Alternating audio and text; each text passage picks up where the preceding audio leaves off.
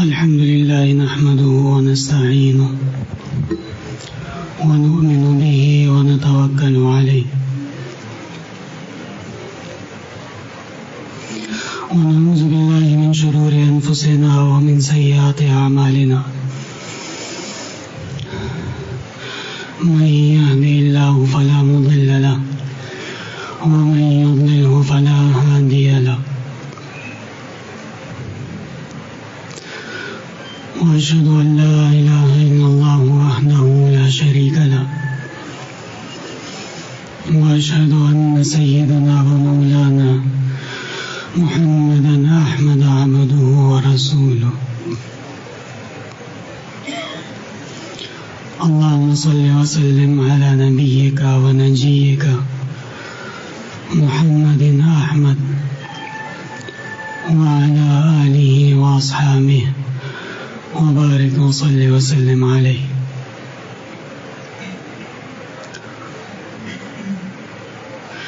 اللہ تعالیٰ نے انسان کے اندر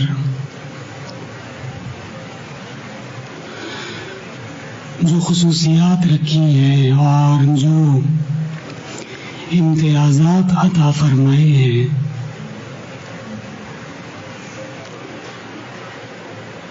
ان میں سب سے بڑی خصوصیت یہ ہے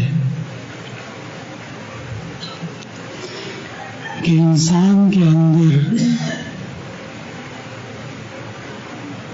حق کی پہچان کی صلاحیت رکھی ہے اور اس کے ساتھ ساتھ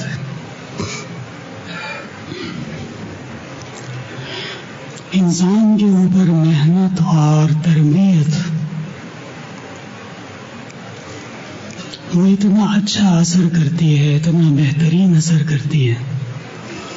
مولوی صاحب آپ کون سے درجے میں، کہاں سے ہیں آپ؟ کالی ٹوپی، کھڑے ہو لو، اپنا مختصر تعارف جلدی کرا دیں. جی یہاں فاضل ہے ہمارے یہاں سے 17 میں، کالے کپڑے، کالی ٹوپی، کیا چاہ رہے ہیں آپ؟ خمینی کے درس میں آئے ہو گیا؟ احتیاط کرو، ٹھیک ہے، بیٹھ جائیں. کبھی آپ حضرات کا اتفاق ہو تو کراچی سے باہر نکل کے جو روڈ حیدرآباد کی طرف جا رہا ہے، اس روڈ پہ غور کیجئے کبھی کہ دائیں جانب بائیں جانب صحرا ہے، دشت ہے، کیکر ہے، کانٹے ہیں. کوئی کام کی چیز، کوئی خوبصورتی، کوئی خوش رنگی نظر نہیں آتی. لیکن اچانک زمین کا ایک چھوٹا سا ٹکڑا آپ کو نظر آئے گا جس میں درخت بھی ہوں گے، جس میں پھل بھی ہوں گے، جس میں پھول بھی ہوں گے، جہاں چرند پرند بھی نظر آ جائیں گے اور خوشی کا ایک احساس محسوس ہوگا. اس زمین کی یہ خوبصورتی اور اس کی یہ خوش رنگی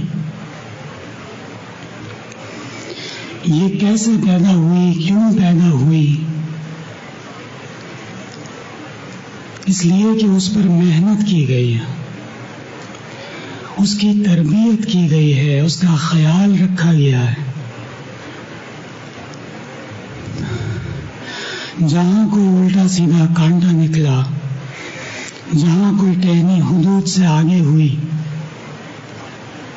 جہاں کوئی پتا موٹا سوکھ گیا، اس کی اصلاح کر لی گئی. تو نتیجہ وہ عوام الناس کے سامنے ہوتا ہے. بالکل یہی مثال آپ سمجھ لیجئے عموماً ایک عام آدمی کی اور اور خصوصاً ایک عالم اور طالب کی. اگر بالکل بیکار چھوڑ دیا جائے، کوئی تربیت نہ ہو، کوئی اصلاح نہ ہو، کوئی اس کی رہنمائی نہ ہو، تو وہ ایک بنجر زمین کی کیفیت پیش کرتا ہے. کہنے کو وہ بھی عالم ہے، کہنے کو اس کے پاس بھی سند ہے، اور ایک عام مسلمان کہنے کو وہ بھی ایک اچھا خاصا آدمی. لیکن جب اس کے اوپر محنت کی جائے اور اس کے ساتھ ساتھ اس کی اصلاح رکھی جائے، اس کی تربیت کی جائے، بشرط یہ کہ اس میں قبول کی صلاحیت بھی ہو.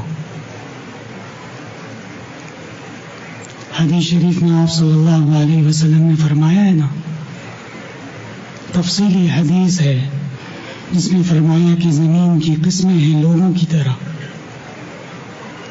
کسی میں پانی رک جاتا ہے، خود بھی فائدہ دیتی ہے، لوگوں کو بھی فائدہ پہنچاتی ہے. اور کوئی زمین ایسی ہے کہ جس میں پانی قبول کرنے کی صلاحیت ہی نہیں، اور وہ زمین کسی قسم کا کوئی فائدہ نہیں دیتی. تو میرے محترم بھائیوں، ہماری ہمیشہ یہ کوشش ہونی چاہیے کہ ہم شرعی تعلیمات اور دینی تعلیمات کو سیکھیں، اس کو ضبط کریں اور اس پر عمل کریں. دینی مسائل اور شرعی تعلیمات پر عمل کرنا، یہی اس کی پہلی سیڑھی ہے کہ ایک مسلمان کی تربیت اور ایک مسلمان جو خوشنما ہوتا ہے، خوبصورت ہوتا ہے، وہ اس کا زیور یہی دینی تعلیمات ہے.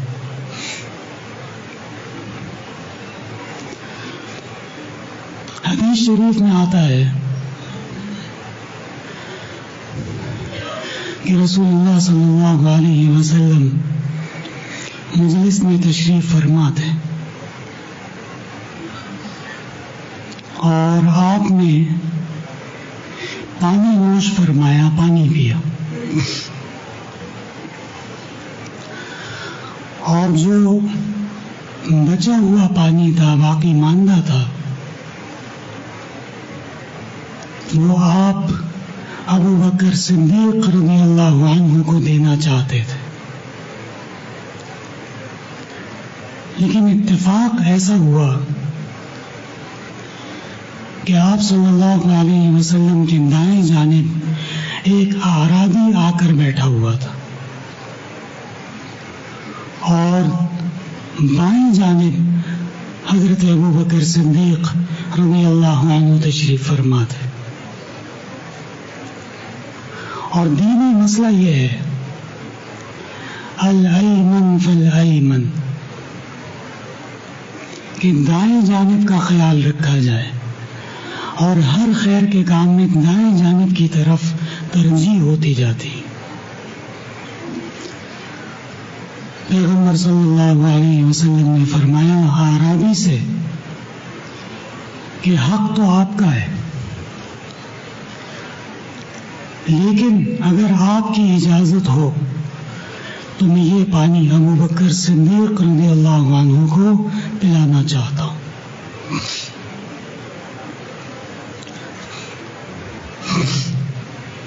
اعرابی نے کہا لا انصرن احدا علی نفسی، میں اپنی ذات کے اوپر کسی کو ترجیح نہیں دے سکتا، اور ایسا تبرک، ایسی قیمتی شے جو زندگی میں شاید آئندہ نصیب ہو یا نہ ہو، اس میں تو میں بالکل بھی کسی اور کو اپنے اوپر ترجیح نہیں دے سکتا.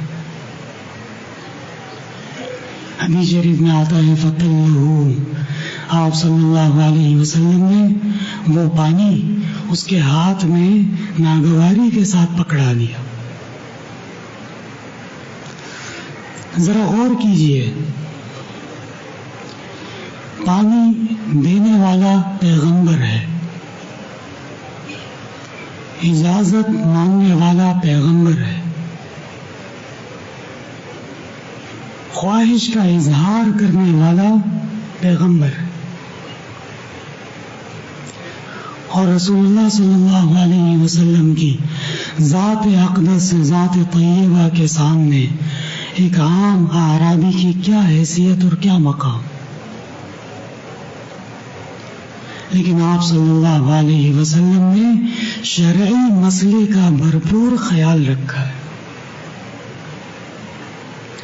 اور آپ نے یہ نہیں فرمایا کہ میں شارع ہوں، میں پیغمبر ہوں، میں صاحب وحی ہوں، اگرچہ تم سیدھے ہاتھ پہ بیٹھے ہو لیکن یہ پانی میں ابو بکر کو دے دوں، ایسا نہیں کیا. علماء کرام فرماتے ہیں کہ یہ حدیث اور اس جیسی بے شمار احادیث یہ تعلیم للامت کے لیے ہے کہ امت کو اس بات کا احساس ہو جائے اور تعلیم ہو جائے کہ مسائل شرعیہ کے اندر جو احکام شریعت کے ہیں ان کو ملحوظ رکھنا اور ان کے مطابق چلنا یہ نہایت ضروری ہے. بات سمجھ رہے ہیں طلباء کرام؟ لہذا انسان عام حالات کے اندر جیسا بھی ہو، عام کلام کے اندر احتیاط تو بالکل ہونی چاہیے، لیکن انسان کی اپنی طبیعت ہوتی ہے، کوئی جذباتی ہوتا ہے، کوئی کلام میں تیز ہوتا ہے، کسی کو غصہ جلدی آتا ہے، کوئی فحش کلامی کے اندر محتاط نہیں ہوتا. خاص طور پہ وہ حضرات جو طلباء کرام ہیں، جو علماء کرام ہیں، جو اللہ کی دین کے خادم ہیں، جو دین کی رہنمائی کرنے والے ہیں، ان کو بہت زیادہ احتیاط کی ضرورت ہے. مجاہد دین و ملت، نمود اسلاف اور مناظر الاسلام اور قوم کے قائد حضرت مولانا غلام غوث ہزاروی رحمۃ اللہ علیہ ایک جلسے میں تقریر فرما رہے تھے، اور حضرت کے پاس ہمیشہ کتابوں کا ایک ذخیرہ ہوتا تھا، ایک بیگ ہوتا تھا، اس میں مختلف کتابیں موجود ہوتی، اور تقریر کے دوران کتابیں نکال کر حوالے پڑھ کے سناتے تھے. اور حضرت کو اللہ تبارک و تعالی نے دین کے جس کام پر معمور کیا تھا اس میں سے ایک اہل باطل اور اسلام کے اندر نفس پرستی کرنے والوں کا رد بھی شامل تھا. اس جلسے میں مولانا غلام غوث ہزاروی رحمۃ اللہ علیہ نے مولانا مودودی کی تصانیف پیش کی کہ دیکھو فلانی جگہ پہ فلانے پیغمبر کے بارے میں یہ بد احتیاطی کی ہے، فلانی تفسیر میں فلاں مقام پہ صحابہ کے بارے میں ایسی بات کہیے نہیں کہنی چاہیے تھی، فلاں مقام پہ فلاں بزرگان دین اور ہمارے اسلاف کے بارے میں یہ لکھا ہے جو کہ صحیح نہیں ہے، ٹھیک نہیں. کس کے بارے میں کہا؟ یہ مولانا مودودی کے بارے میں. اور اسی مجلس میں جلسے میں محمود الملت والدین فقیہ العصر قائد ملت اسلامیہ حضرت مولانا مفتی محمود رحمۃ اللہ علیہ بھی موجود تھے. غوث ہزاروی رحمۃ اللہ علیہ نے تمام دلائل تفصیل کے ساتھ بیان کرنے کے بعد فرمایا کہ دیکھو مفتی محمود صاحب بیٹھے ہیں، تشریف فرمائے، اور ان سب باتوں کے باوجود یہ مولانا مودودی کو کافر نہیں کہتے. کیا نہیں کرتے؟ کافر نہیں کہتے.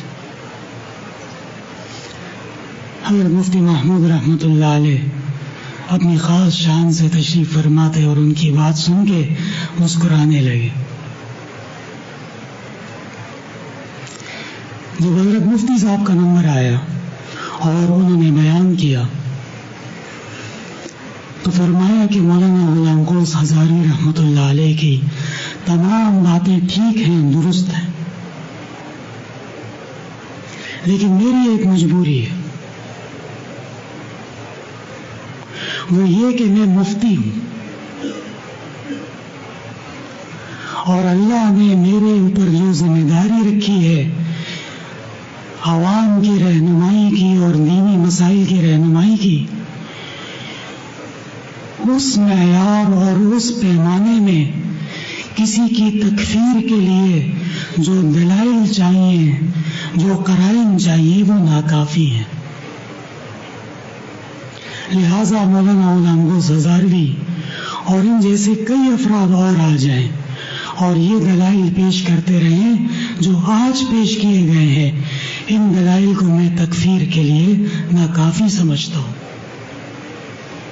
کوئی ناراض ہو تو ناراض ہو، کوئی خوش ہو تو خوش ہو، میں اپنے مسند اور اپنے منصب کے خلاف نہیں چل سکتا. حضرت والد صاحب یہ قصہ بیان کرنے کے بعد فرماتے تھے کہ خطابت کا جوش الگ ہے اور افتاء کا ہوش الگ ہے. بات سمجھ میں آئی؟ تو یہ نہ ہو کہ جیسے والد صاحب فرماتے تھے کہ ایک آنے کے 18 مفتی، ایک آنے کے 18 مفتی، ویسا مفتی نہیں بننا ہے. محتاط رہنا ہے. جو منہج اور مسلک اختیار کرنا ہے سوچ سمجھ کر، چھان بین کر کے، چھان پھٹک کر اور دلائل کی تلاش کرنے کے بعد. اور تلاش کس کی ہونی چاہیے؟ حق کی تلاش ہونی چاہیے. حق کون ہے؟ حق کیا چیز ہے؟ حق کے کیا حقوق ہیں، یہ جاننا بھی ضروری ہے.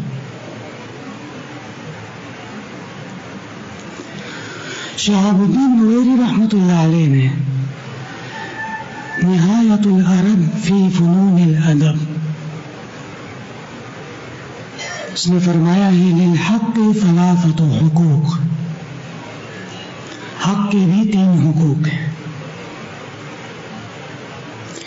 الاول معرفتہ، حق کو پہچاننا.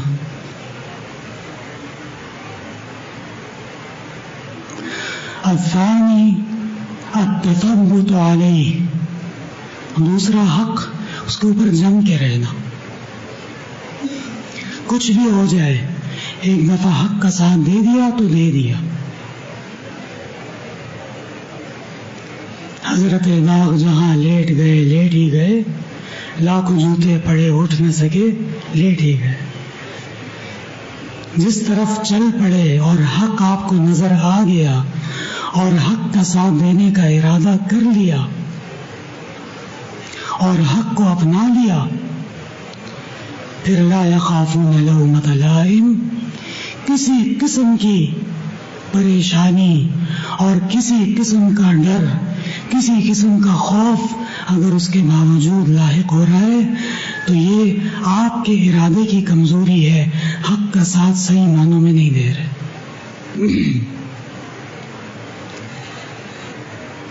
شیخ الاسلام شیخ العرب والعجم اور ہندوستان کے ایک عظیم شخصیت، ہندوستان میں علم کی روشنی پھیلانے کا ایک مشعل راہ، حضرت مولانا حسین احمد مدنی رحمت اللہ علیہ کو انگریز کی عدالت میں طلب کیا گیا. حضرت تشریف لے گئے، عدالت میں پیش ہوئے. انگریز جج نے کہا کہ ہمارے پاس انٹیلیجنس کی رپورٹ ہے کہ آپ انگریز کو ہندوستان سے نکالنا چاہتے ہیں. ہمارے پاس CID کی رپورٹ ہے کہ آپ انگریز کے خلاف جہاد میں حصہ لے رہے ہیں. ہمارے پاس فلاں فلاں فلاں جگہ کے گواہ موجود ہیں کہ آپ انگریز کے خلاف کام کر رہے ہیں، کوشش کر رہے ہیں. حضرت مدنی رحمت اللہ علیہ نے فرمایا صبر کرو، آرام سے رہو، زیادہ باتیں نہ کرو، میری بات سنو.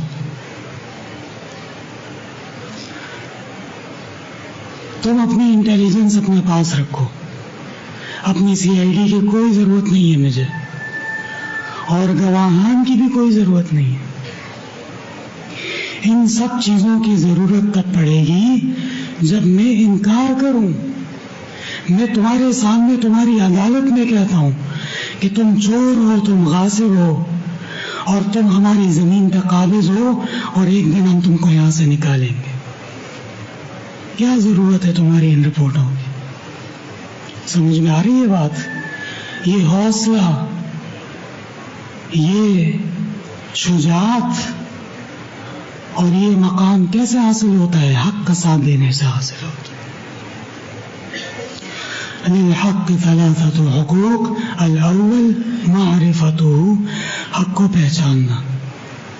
الثانی التثبت علیہ، دوسرا حق کی خاصیت اور حق کا حق، اس کے اوپر جب ایک دفعہ کھڑے ہو گئے تو کھڑے ہو گئے. والثالث نفی ما عداه، اور تیسرا یہ کہ جب حق کو پہچان لیا تو پھر حق کا ساتھ دینے میں باطل کی نفی یہ نہایت ضروری ہے. مولوی صاحب کو پتہ ہے کہ حق کیا ہے، لیکن ایک کونے میں چادر لپیٹ کے اور خاموشی سے بیٹھے ہوئے، نہ بات کرتا ہے، نہ اصلاح کرتا ہے، نہ کسی کو سمجھاتا ہے. ایسے حق پہ ہونے کا کوئی فائدہ نہیں. ایسے بزرگ آپ کو بہت ملیں گے جن کو حق کا پتہ ہے، حق کی پہچان ہے. کبھی کبھی موقع ملتا ہے تو اسے رضا اور چلنا بھی لگ جاتا ہے، لیکن کسی مجلس میں، کسی تقریب میں آپ ان کو دیکھیں کونے میں کرسی لے کے خاموشی سے بیٹھے، اور ان کے ماتحت، ان کے بچے، ان کے خاندان والے کھلے عام شریعت کے خلاف کام ہو رہا ہے. کھلے عام شریعت کی دھجیاں اڑائی جا رہی ہے. کھلے عام رسول اللہ صلی اللہ علیہ وسلم کی تعلیمات کے خلاف مرد و زن مصروف عمل ہے. لیکن صوفی صاحب کو یہ توفیق نہیں، وہ نفی ما عداه، جو حق کے خلاف ہے اس کی نفی کی جائے. لہذا ہر مسلمان کو یہ کوشش کرنی چاہیے کہ وہ حق کا ساتھ دیا کرے، حق کا تثبت کرے، حق کے جمی کے ساتھ کھڑا رہے، اور اس کے ساتھ ساتھ حق کے جو غیر ہے اس کی نفی کرنا لازم. شہاب الدین نویری نہایت العرب فی فنون الادب میں فرماتے ہیں، اور حق کی حقیقت کیا ہے؟ اگر کوئی یہ شخص چاہے کہ میں حق کو پہچان لوں، حق تک پہنچ جاؤں، حق کو اختیار کر لوں، تو اس کو حق کی حقیقت جاننی پڑے گی. اور حق کی حقیقت وہ قرآن کریم میں اللہ تبارک و تعالی نے خود بیان فرمائی، ذالک بأن اللہ هو الحق وأن ما يدعون من دونه هو الباطل. بات ختم. اللہ حق ہے اور اللہ کے سوا باطل ہے. اللہ کی عبادت کرنی ہے، اللہ سے استعانت کرنی ہے، اللہ سے دعا مانگنی ہے، اللہ سے مشکلات کا حل طلب کرنا ہے.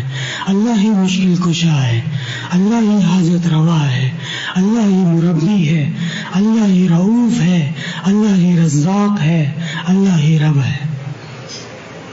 اس کو پہچان لے، اس پر چل پڑے، حق کا راستہ اپنا لیا، اور ذرا سا اس سے ادھر ادھر ہوئے تو حق کا راستہ چھوڑیے. سمجھ میں آ رہی ہے طلباء کرام؟ اسی طرح اہل علم کے لیے ہر کام کی ایک عمر ہوتی ہے. اللہ تبارک و تعالی نے آپ کو جو مرتبہ عطا فرمایا، جو مقام عطا فرمایا، جو علم عطا فرمایا، زندگی میں اس کے کچھ مراحل ہوتے ہیں.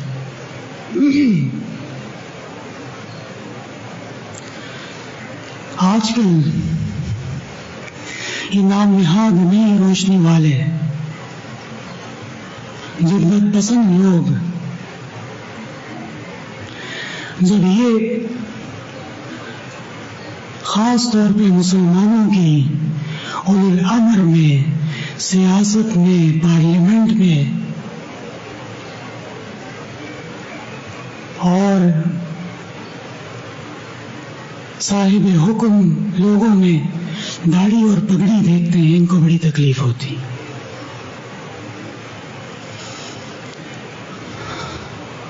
اور ایک محاورہ مشہور کر دیا ہے باقاعدہ کہ ملا کی دوڑ مسجد تک. کیا کہتے ہیں کہ علماء اور طلباء ان کا کام صرف اور صرف مسجد تک ہے. ایسا نہیں. اصل میں بات یہ ہے کہ باطل کو پتہ ہے کہ وہ کون کون سے مقامات ہے جہاں سے باطل کمزور ہے، اور جہاں پہ وہ دین کے سامنے بالکل ننگا ہے اور اس کی کوئی حیثیت ہی نہیں. اور ان مقامات میں سے ایک مقام وہ مسلمانوں کی مجموعی ریاست، مسلمانوں کی مجموعی احکام اور مسلمانوں کی مجموعی سیاست ہے. آپ دن رات مسجد میں بیٹھے رہیں اور دبا کے کتابیں پڑھیں اور جتنا چاہے درس دیتے رہیں، ایوانوں کے لوگوں کو کوئی تکلیف نہیں. وہ خوش ہیں کہ ہم نے اپنی فاسد ذہنیت کے مطابق ان علماء کو جہاں تک محدود کیا ہے یہ وہیں تک محدود ہے.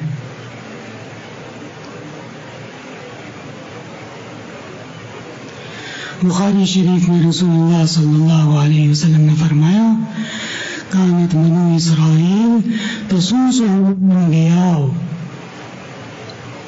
اذا هلك نبی خلف بعده نبی الا لا نبی بعدی فسيكون الخلفاء أي الأمراء والعلماء وأولي الأمر. بنو اسرائیل کے جو انبیاء تھے وہ سیاست کرتے تھے. جب ایک نبی فوت ہو جاتے تھے تو اللہ تبارک و تعالی دوسرے نبی کو مبعوث فرماتے تھے. لیکن یاد رکھو، کان کھول کے سن لو، لا نبی بعدی، میرے بعد کوئی نبی نہیں. فسيكون الخلفاء، کون ہوں گے؟ خلفاء ہوں گے. محدثین نے فرمایا خلفاء سے مراد خلفاء راشدین ہیں، امراء ہیں، اولو الامر ہیں، علماء ہیں. میں علماء کیوں کہہ رہا ہوں؟ یا ایھا الذین آمنوا اطیعوا اللہ واطیعوا الرسول واولی الامر منکم. تفسیر میں ابن عباس نے کیا کہا؟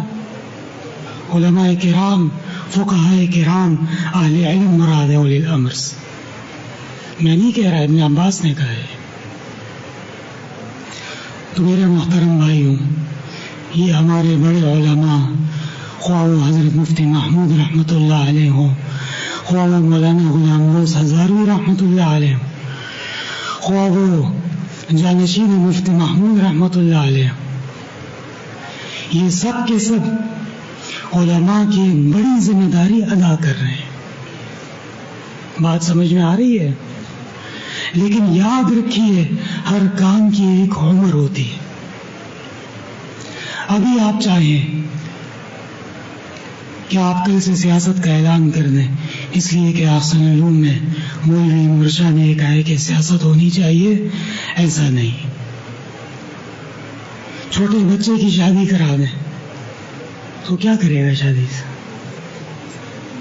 اس کے ساتھ ظلم ہے نا، افسوس ہے، اس کے ساتھ زیادتی ہے. جب بڑا ہو جائے، نوجوان ہو جائے تو پھر کیا فرمایا؟ وَإِذَا بَلَغَ الْأَطْفَالُ مِنكُمُ الْحُلُومَ، تو پھر ان سے شادی کے معاملات آگے بڑھانے ہوں گے. جب علم کا سفر جاری ہو، طلب علم ہو رہی ہو، تو یہ وقت اور کاموں کا نہیں ہے. حضرت والد صاحب رحمہ اللہ فرماتے تھے کہ حضرت مفتی محمود رحمۃ اللہ علیہ کو کراچی یونیورسٹی سے دعوت ملی کہ آپ تشریف لائیں اور ہم سے خطاب کریں. اسلام کے اندر سیاست کا طرز عمل، اس کے قواعد اور اس کے قوانین وہ بیان کریں. حضرت مجتہد تھے، امام تھے اپنے فن کے. بلوری ٹاؤن کے طلباء کو پتہ چلا کہ کراچی یونیورسٹی میں کانفرنس ہے اور مفتی محمود رحمہ اللہ مہمان خصوصی. چنانچہ طلباء چلے گئے بغیر اجازت کے کانفرنس میں شرکت کرنے کے لیے. جب واپس تشریف لائے تو بلوری ٹاؤن میں اعلان لگا ہوا ہے کہ فلاں فلاں فلاں طالب، ان کا اتنے دن تک کھانا بھی بند ہے، وظیفہ بھی بند ہے. پہلے یہ سزا ہوتی تھی، اب تو طلباء بھی سیٹ ہو گئے. کھانا بند کرو کوئی مسئلہ نہیں، وہ ویسے بھی ہوٹل میں کھانے کھاتے ہیں جا کے. تو ظاہر بات ہے مفتی محمود رحمہ اللہ کراچی تشریف لائے تھے، اور جب وہ کراچی آتے تھے تو بنوری ٹاؤن میں ان کی شرکت وہ نہایت ضروری. مولانا یوسف بنوری رحمۃ اللہ علیہ سے ان کا بہت ہی دیرینہ تعلق تھا. بنوری ٹاؤن تشریف لائے، مہمان خانے میں بیٹھے. کچھ طلباء نے درخواست لکھی، اس میں حضرت والد صاحب بھی شامل تھے کہ ہم آپ کی کانفرنس میں شرکت کے لیے آئے اور انہوں نے ہمیں سزا دی ہے، لہٰذا آپ ان سے کہیں کہ ہماری سزا کو معاف کر دیں. مفتی محمود رحمۃ اللہ علیہ نے اس کے نیچے لکھا کہ مذکورہ سزا بہت کم ہے اور جرم بہت بڑا ہے، اور میری رائے یہ ہے کہ ان کا یا تو اخراج کیا جائے یا سخت سزا دی جائے. اور پھر فرمایا کہ تم لوگ نافرمان اور تم لوگ واجب کو چھوڑ کے غیر واجب کی طرف جا رہے ہو. واجب کو چھوڑ کے غیر واجب اختیار کر رہے ہو، اور یہ جائز نہیں ہے شریعت میں. سبق پڑھنا، سبق یاد کرنا، داخلے کی شرائط کے مطابق کلاس میں بر وقت موجود ہونا، اور جن شرائط کے ساتھ آپ کو اجازت دی گئی ہے ان کو پورے کرنے کی کوشش کرنا، اس کو بجا لانا، یہ واجب میں سے ہے یا نہیں ہے؟ اور واجب کو چھوڑ کر غیر واجب کو اختیار کرنا یہ خوارج کا مسلک ہے. سیر و اعلام النبلاء میں یہ لکھا ہے کہ واجب کو چھوڑ کے غیر واجب کی طرف جانا یہ اہل سنت کا مسلک نہیں ہے، یہ خوارج کا مسلک ہے. تو میرے بھائیوں، اس طرح کے تمام وہ کام جو واجب نہ ہوں اور اس کے اندر طالب کا، عالم کا علمی سفر متاثر ہو رہا ہو اور اس کا استفادہ متاثر ہو رہا ہو، اس کی تقاریر اور اس کے دروس متاثر ہو رہے ہوں، تو یہ وقت پھر اس کے لیے دیگر کاموں کا نہیں۔ جب اللہ تبارک و تعالیٰ آپ کو فرصت عطا کرے، آپ کو علمی تبحر عطا کرے اور آپ کو ایسے مواقع عطا کرے کہ جس میں آپ قوم کی، ملک کی، مسلمانوں کی خدمت کا موقع میسر ہو رہا ہو، تو پھر آپ شوق سے سیاست نہیں کریں، آپ شوق سے امامت نہیں کریں، آپ شوق سے قیادت نہیں کریں، اور مسلمانوں کے لیڈر بن کے اور ان کے ایک عظیم رہنما بن کے آگے لے کے چلے ہوں۔ سمجھ میں آ رہی ہے بات؟ لیکن بچے کی شادی نہ کریں، اور ہر کام میں طور طریقہ، سلیقہ، نفاست اور اس کے قاعدے اور قوانین کا احترام ضروری ہے۔ بے ترتیبی اور کسی بھی کام کے اندر بے سلیقہ ہونا، اس سے جہالت کے آثار نمایاں ہوتے ہیں۔ طالب مدرسے میں رہ رہا ہے، اس کی کتابیں کدھر ہیں کوئی پتہ نہیں۔ ہمارا ایک ساتھی تھا، اس کا یہ ریکارڈ تھا کہ کبھی بھی سال کے آخر تک اس کے دروس کی ایک کتاب نہیں باقی نہیں رہتی تھی۔ کتاب سوچو اگر چاہیے ہو الگ ہستا کتاب سوچو یہ رمال دیش ہو پتہ نہیں سوچو ڈیسک کدھر ہے تمہاری، وہ بھی کوئی لے گیا اٹھا کے۔ شرم تم کو مگر نہیں آتی۔ ایسے موقع پہ والد صاحب جو تنبیہ کرتے تھے وہ میں کہہ نہیں سکتا، مجھے تانا پر دکھ جانے دے اڑے گا خبر آتا۔ ایسا نہیں، بسترا الٹا سیدھا پڑا ہوا ہے، مسجد کے اندر عجیب طریقے سے بیٹھے، عجیب طریقے سے لیٹے، یہ نہیں ہونا چاہیے۔ حضرت عائشہ صدیقہ رضی اللہ عنہا پیغمبر صلی اللہ علیہ وسلم کے اخلاق حسنہ کے بارے میں کیا فرماتی ہے، سنو ذرا۔ پیغمبر صلی اللہ علیہ وسلم رات کو عبادت کے لیے اٹھتے تھے۔ قم اللیل الا قلیلا ومن اللیل فتہجد بہ نافلۃ لک عسى ان یبعثک ربک مقاما محمود۔ یہ سب چیزیں ایسی نہیں ملتی، کوشش کرنی پڑتی۔ نامی کوئی بغیر مشقت نہیں ہوا، 100 بار جب عقیق کٹا تب نہیں ہوا۔ تو آپ صلی اللہ علیہ وسلم رات کو جب قیام فرماتے تھے، عبادت کے لیے اٹھتے تھے، حضرت عائشہ فرماتی ہے فقام رویدا، آرام اور آہستگی سے اٹھتے تھے۔ وفتح الباب رویدا، اور دروازہ آرام اور آہستگی سے کھولتے تھے۔ وخرج رویدا، اور بہت ہی نفیس طریقے سے اور بہت ہی آہستگی کے ساتھ باہر تشریف لے جاتے تھے۔ کیوں؟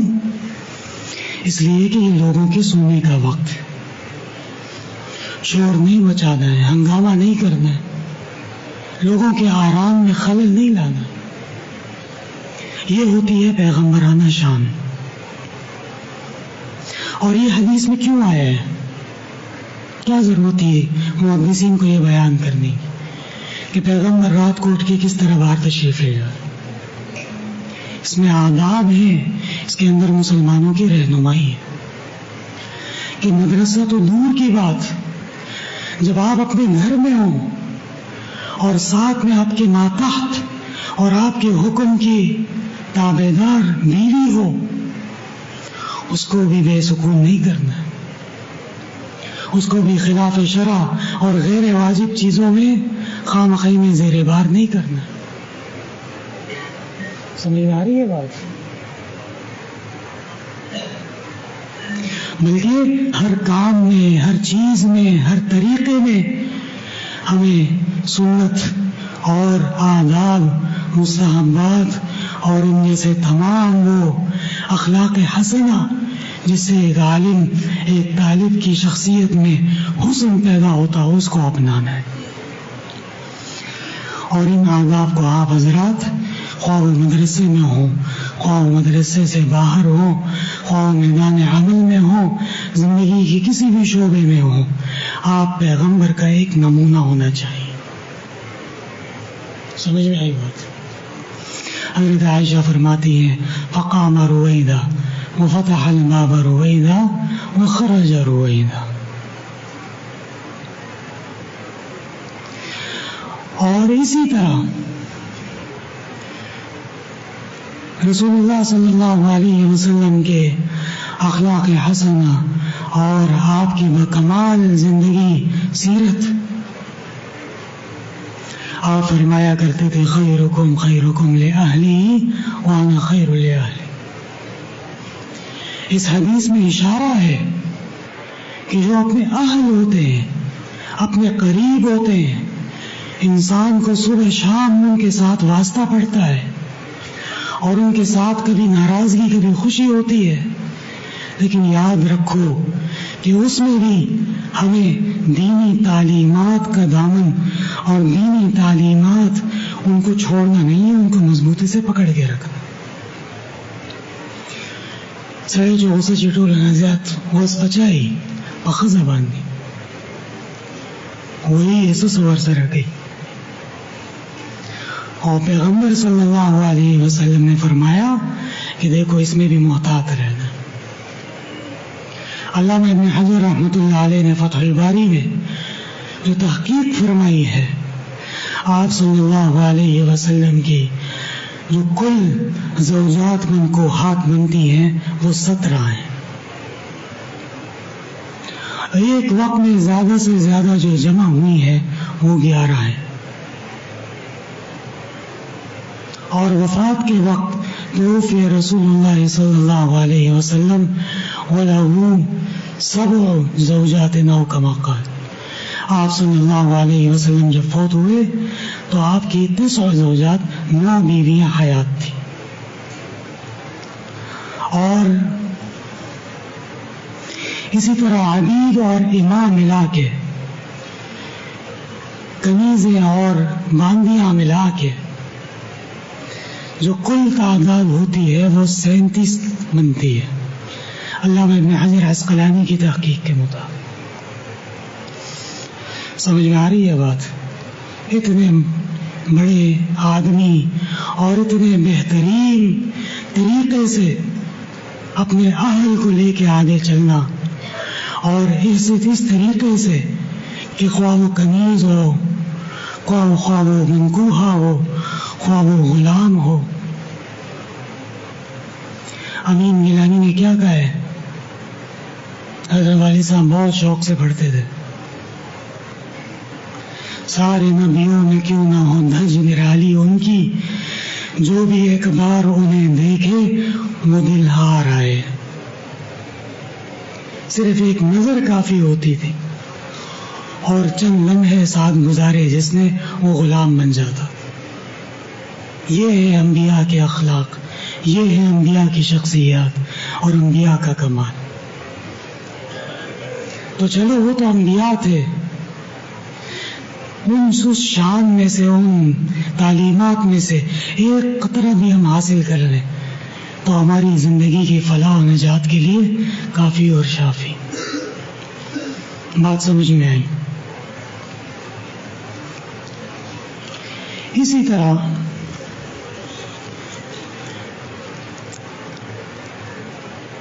عبداللہ ابن مسعود رضی اللہ عنہ کے حالات میں امام بخاری رحمہ اللہ نے التاریخ الکبیر باب فی ترجمۃ عبداللہ ابن مسعود رضی اللہ عنہ میں لکھا ہے کہ میں دیکھوں کہ مسجد کے اندر آگ لگی ہوئی ہے اور مسجد جل رہی ہے، راکھ ہو رہی ہے. وَأَهْوَنُ عَلَيَّ مِنْ أَنْ أُرَاءَ الْبِدْعَةَ فِي الْمَسَاجِدِ، وہ میرے لیے قابل برداشت ہے اس سے کہ میں دیکھوں کہ مساجد کے اندر بدعات ہو رہی ہیں. کتنی بڑی بات ہے. اور یہ کون کہہ رہا ہے؟ عبداللہ ابن مسعود، صاحب وسادت رسول اللہ وصاحب سواک رسول اللہ وصاحب علی رسول اللہ صلی اللہ علیہ وسلم. فجر کی نماز میں جب آپ صلی اللہ علیہ وسلم کی آیات میں کی ترتیب میں قدر کچھ مشکل پیش آئی تو آپ صلی اللہ علیہ وسلم نے کیا فرمایا؟ الیس فیکم ابن ام عبد، عبداللہ ابن مسعود کہاں ہے؟ حضرت نے فرمایا جی میں موجود ہوں. فرمایا آپ کی موجودگی میں آیات آگے پیچھے ہو رہی. یہ ہے عبداللہ ابن مسعود. مساجد کے اندر بدعات برداشت نہیں، مساجد کے اندر بے ادبی برداشت نہیں، مساجد کے اندر خلاف ادب کام برداشت نہیں. خود بھی نہیں کرنا اور عوام کو بھی سمجھانا ہے. آپ سے اللہ نے آگے بڑا کام لینا ہے اور اللہ نے بڑی ذمہ داریاں آپ کے حوالے کرنی ہے. تو اس طریقے سے مساجد کو رکھو کہ وَأَنَّ الْمَسَاجِدَ لِلَّهِ فَلَا تَدْعُوا مَعَ اللَّهِ أَحَدًا خُذُوا زِينَتَكُمْ عِنْدَ كُلِّ مَسْجِدٍ. مساجد حسین ہو، مساجد میں مسلمان آئے تو ان کی روح خوش ہو جائے، مساجد میں بندہ آئے تو اس کا قلب خوش ہو جائے. اور مساجد کے اندر خصوصاً طلباء کرام وہ ان چیزوں کا خاص خیال رکھیں کہ کوئی بدعت، کوئی بے ادبی، کوئی خلاف ادب کام، کوئی ایسا کام جو محض مسجد کی شان کے لائق نہ ہو اس سے بھی پرہیز ہونا چاہیے. تو خبر آپ ہوئی ماشاء اللہ. تو یہ تمام ایسے سلسلے ہیں. اسی طرح ایک بہت اہم مسئلہ ہے، وہ ہے کہ مسلمان کی اور خاص طور پہ اہل سنت والجماعت کی جو وضع قطع ہے وہ بھی اسلامی تعلیمات کے مطابق ہونی چاہیے. میں نے پہلے دن آپ حضرات سے گزارش کی کہ امامہ یہ ہونا چاہیے. اس کے باوجود چند حضرات ایسے ہیں کہ جو امامہ ابھی تک نہیں باندھ رہے.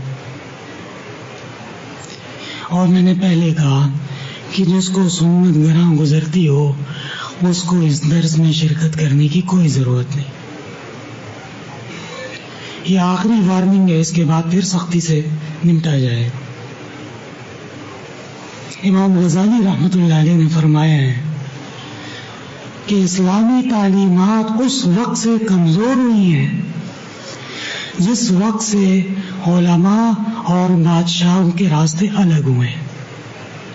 وہی بات جو میں نے آپ سے کہی کہ عالم کو ملک کے ایوانوں میں دیکھ کے بعض لوگوں کو بڑی تکلیف ہوتی. کیوں ایسا ہے؟ امام غزالی نے کیوں کہا؟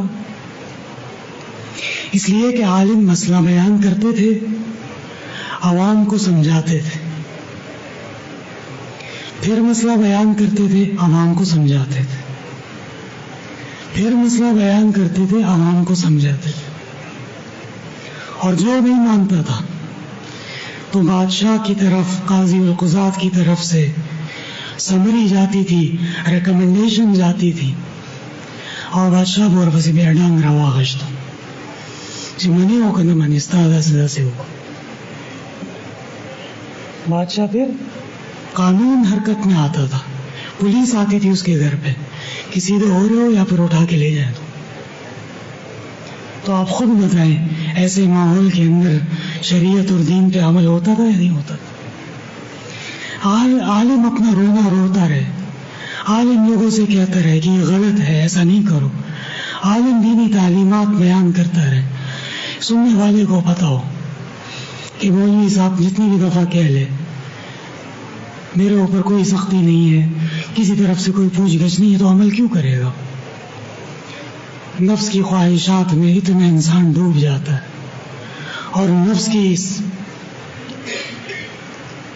چاہنے میں اور نفس پرستی میں ایسا غرق ہو جاتا ہے کہ پھر اس کو اللہ اور اس کے رسول کی باتیں بھی پسند نہیں آتی.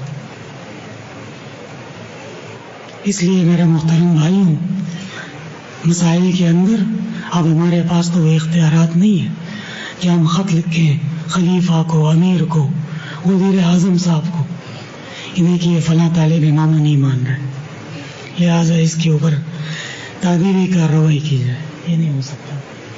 آپ کو خود کوشش کرنی پڑے گی. اور مولوی صاحب تو کالی ٹوپی، کالے کپڑے، اللہ جانے کون سے فیشن کا بھوت ان پہ سوار ہوا ہے. یاد رکھیے حدیث شریف میں آپ صلی اللہ علیہ وسلم نے خدیجہ الکبریٰ کے جواب میں کیا کہا تھا؟ اور آیت کے بارے میں جس نے آپ صلی اللہ علیہ وسلم کی نبوت اور رسالت کی بشارت دی تھی. وَلَوْ كَانَ نَارِيًّا لَكَانَ أَسْوَدًا، اگر وہ جہنمی ہوتا تو خواب میں وہ کالا نظر آتا، لیکن اس کو میں نے سفید دیکھا. سمجھ میں آ رہی ہے؟ سفید لباس اپنائے، صاف ستھرا لباس اپنائے، بہترین لباس اپنائے کہ ایک شخص دیکھے تو وہ کہے کہ واقعی وارث الانبیاء میں سے ہے اور بہترین عالم. اعلیٰ سے اعلیٰ خوشبو جو آپ کے پاس اس کا استعمال کرے. اپنی داڑھی، اپنے بال، اپنا حلیہ سنت کے مطابق رکھا کرے. امام اعظم ابو حنیفہ رحمۃ اللہ علیہ جب ان کو کوئی شخص دیکھ لیتا تھا تو اکثر لوگ یہ سمجھتے تھے کہ شاید یہ علی خلیفہ ہے، امیر ہے. اور جب آپ کا وفات ہوئی، انتقال ہوا، تو میراث میں 500 سے زیادہ صرف امامے تھے، اور ایسے امامے جو عراق میں کسی نے دیکھے بھی نہیں. امام مالک رحمۃ اللہ علیہ کا درس جب مدینہ منورہ میں شروع ہوتا تھا اس سے پہلے عود جلایا جاتا تھا، اور اہل مدینہ کو فضا میں عود کی خوشبو سے پتہ چلتا تھا کہ امام مالک کا درس شروع ہونے والا. یہ ہمارے اسلاف ہے. جب اللہ آپ کو توفیق دے اور جب اللہ آپ کو مقام دے تو اپنی استطاعت کے مطابق دین کی خدمت اور دین کی عظمت اور عزت کرنے کی خاطر اپنے آپ کو دین اور شریعت کے مطابق حسین و جمیل رکھنا ہی ضروری. آپ حضرات کے سامنے کیا تقریرات کی جائیں، آپ نے ہمارے والد صاحب کو دیکھا ہی تھا. جو علمی شان، جو علمی مقام اللہ نے ان کو عطا فرمایا اس کا بھرپور خیال رکھا جاتا. بات سمجھ میں آ رہی ہے؟ پٹیوں کو درست کر لیں، جوڑے اگر ابھی بھی اس قسم کے ہیں جو الٹے ہیں اس کو سیدھا کروا لیں. صاحب ہدایہ کا حوالہ آپ کو یاد ہو چکا ہوگا، کتاب الجنائز فصل فی التکفین، کہ اس کے کفن میں کپڑا اس طرح لپیٹا جائے کہ بایاں نیچے آ جائے، لیفوق علیہ الیمنی، اور دایاں اوپر آ جائے، کما کان فی الحیاۃ، جیسا زندگی میں تھا. اور صاحب ہدایہ نے تو یہاں تک فرمایا ہے کہ ہر شخص کو اس حساب سے کفن مناسب ہے جیسے اس کی زندگی میں ہوتا تھا. تو میں خامسہ والوں کو ہدایہ اول میں کہتا تھا، معذرت کے ساتھ ہمارے بہت سارے بھائی جن کو یہ بات بری لگے وہ ناراض نہ ہو اور گستاخی معاف، کہ زندگی میں جس کا لباس پینٹ کوٹ ہو، جینز اور شرٹ ہو، تو پھر اس کا کفن کیسا ہونا چاہیے؟ وہی ہونا چاہیے. میں نہیں کہہ رہا، صاحب ہدایہ کہہ رہے. یہ تو بہت اچھی بات ہے، آج کل کے علماء بہت اچھے ہیں. ان کے احسانات میں سے ہے کہ ساری زندگی اللہ جانے وہ کن کن راستوں پہ چلا ہوتا ہے اور کن کن لباسوں کو اختیار کیا ہوتا ہے، لیکن جب فوت ہو جاتا ہے تو مولوی صاحب کفن دینے پہنچ جاتا ہے اور سنت کے مطابق کفن دے دیتا. سمجھ میں آ رہی ہے بات؟ اسی طرح شیخ عبدالحق محدث دہلوی رحمۃ اللہ علیہ 1052 میں فوت ہوئے، 11ویں صدی ہجری کے ہندوستان کے بہت بڑے عالم. کشف المحجوب فی لباس المحمود، کیا فی لباس المحمود میں فرماتے ہیں کہ مسلمان کا لباس میں اس طرح دائیں بائیں کا سنت کے مطابق ہونا، یہ ہونا چاہیے. اور اس کے علاوہ ہدایت کی کتنی شروحات ہیں، فتح القدیر ہے، اور اس کے علاوہ بے شمار ہیں، سب بھری پڑی ہیں، جو چاہیں آپ دیکھ لیں. اس گھڑی اور انگوٹھی جب اس کے اندر کوئی آیت نہ لکھی ہو، کوئی حدیث نہ لکھی ہو، کوئی پند نصیحت نہ لکھی ہو، کوئی اسلامی شاعر کا شعر نہ لکھا ہو، کوئی واعظ و نصیحت لکھی ہو، تو وہ سیدھے ہاتھ میں ہوگی، دائیں ہاتھ میں ہوگی. رسول اللہ صلی اللہ علیہ وسلم نے جب ارادہ فرمایا کہ ملوک و سلاطین کو خطوط لکھے جائیں اور ان کو دین کی دعوت اور تبلیغ کی جائے، تو صحابہ کرام نے آپ صلی اللہ علیہ وسلم سے فرمایا انہم لا یقرؤون حتی یکون مختوما، کہ یہ لوگ خاص طور پر جو عجم کے بادشاہان ہیں وہ خط پڑھتے ہی نہیں ہیں جب تک کہ وہ مہر بند نہ ہو. کیا نہ ہو؟ مہر بند. فاتخذ خاتما من فضة ونقشه محمد رسول اللہ. آپ صلی اللہ علیہ وسلم نے چاندی کی انگوٹھی بنوائی اور اس میں جو نقش تھا، جو مہر تھی، وہ تھی محمد رسول اللہ. یہ انگوٹھی خلفاء کے پاس موجود تھی بطور تبرک کے. حضرت عثمان رضی اللہ عنہ کے زمانے میں غلطی سے بیر عریس میں گر گئی. کس میں؟ بیر عریس میں. اور حضرت عثمان رضی اللہ عنہ نے خود تقریباً 8 یا 10 دن تک اس کنویں میں تلاش کی، اس کی مٹی اور اس کا کیچڑ بھی باہر نکال لیا، لیکن وہ انگوٹھی نہیں ملی. اسی طرح حضرت ابوبکر صدیق رضی اللہ عنہ جب خلیفہ ہوئے تو انہوں نے بھی ایک انگوٹھی بنوائی اور اس میں لکھا گیا تھا قل الخیر او اصمت. کیا لکھا تھا؟ قل الخیر او اصمت. حضرت عمر فاروق رضی اللہ عنہ جب خلیفہ ہوئے اور آپ نے انگوٹھی بنوائی تو 2 طرح کی انگوٹھی تھی، 2 طرح کی مہر تھی. ایک مہر میں لکھوایا تھا، ایک انگوٹھی میں یہ لکھوایا متستعبدتم الناس وقد ولدتهم امهم احرارا، تم نے لوگوں کو کب سے غلام بنا لیا ہے جبکہ ان کی ماؤں نے ان کو آزاد جنا تھا. اور یہ والی مہر کب لگتی تھی؟ جب کسی گورنر کو، کسی امیر کو، کسی کو حکومتی نمائندے کو خط لکھا جاتا کہ یاد رکھنا جو تمہاری رعایا ہے، جو مسلمان ہیں، تمہارے غلام نہیں. کیسی بہترین تعلیمات تھی. اور جو عوامی مہر تھی اس میں لکھوایا تھا کفا بالموت واعظا، موت کی نصیحت کافی ہے. کیسی بہترین نصیحت. حضرت عثمان ذو النورین رضی اللہ عنہ جب خلیفہ ہوئے آپ نے انگوٹھی میں لکھوایا من حسن اسلام المرء ترک ما لا یعنی، مومن کی شان یہ ہے کہ جو فضول اور لا یعنی چیزیں ہیں، جس کا کوئی دینی دنیاوی فائدہ نہیں، اس کو چھوڑ دیں. حضرت علی کرم اللہ وجہہ جب خلیفہ ہوئے آپ نے انگوٹھی بنوائی انما الاعمال بالنیات.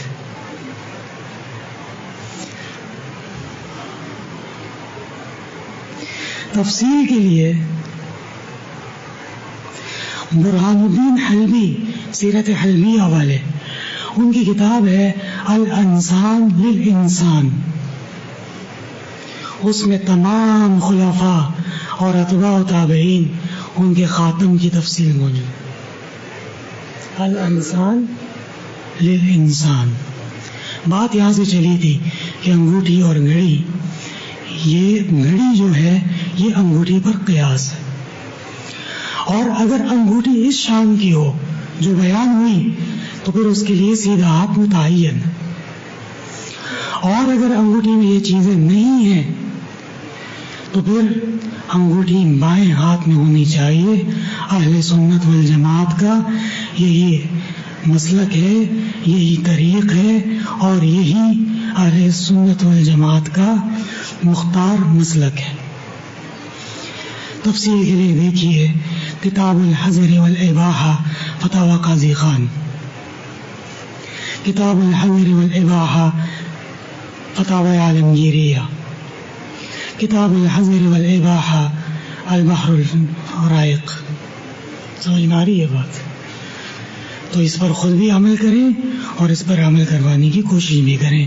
اللہ تعالی عمل کی توفیق عطا فرمائے. وآخر دعوانا الحمدللہ.